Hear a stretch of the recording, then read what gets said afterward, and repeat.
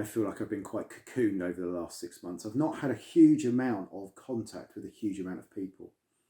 And as things have started to open up over the last few weeks, it feels like I'm coming out of that cocoon a little bit, and I'm going to start to have contact with a lot more people. Maybe like me, you've been able to choose really carefully who it is you've been hanging out with.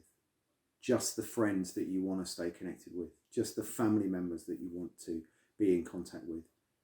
And going back to school means you're going to have to face everybody, including those people that you don't necessarily get on with. Maybe the last conversation you had with somebody back in March was particularly difficult. Maybe you said some things that you regret. Maybe they said some things that upset you. Maybe it's been nice to not have to deal with that. Maybe you're quite anxious about seeing that person again. Maybe there were people that were really horrible to you, and going back to school makes you feel really nervous. Whatever the situation might be for you, then it's always good to remember that God knows that, God's got hold of that, and that he's there with you right in the middle of it.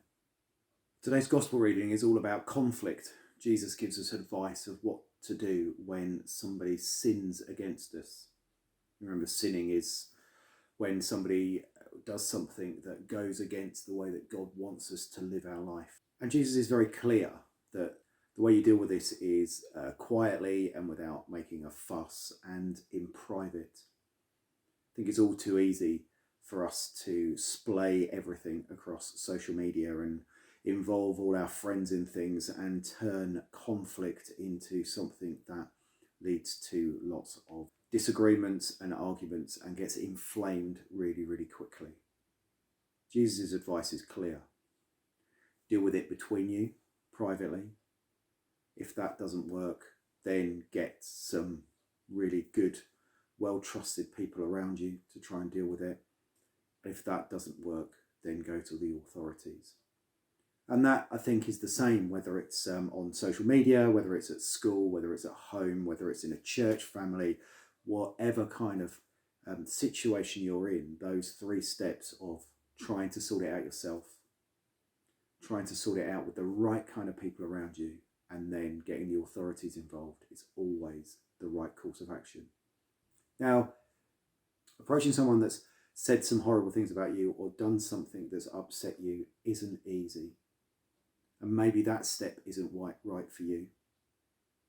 So maybe you need to jump to the 2nd step, or maybe even the 3rd step. The important thing is that you don't allow that situation to continue. But it's really important that we look at what Jesus is saying there in the context of all the other things he says. Paul pulls all that stuff together really eloquently when he reminds us of what Jesus says about commandments. All the laws, all the rules, all the things that govern us can be summed up in that simple statement of love your neighbour as yourself. The message is really clear. Love wins. Whatever happens, show other people that you love them. Be a loving person. And I think if you look at the way that Jesus talks about dealing with sin, dealing with conflict, dealing with times when people have done stuff to upset us, if we take that approach of letting love win,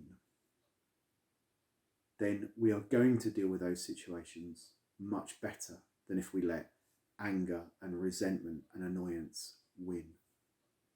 If somebody does something to upset you, and your starting point is that you want to love that person, even if you want to point out what they've done is wrong, then you're going to deal with that situation much better.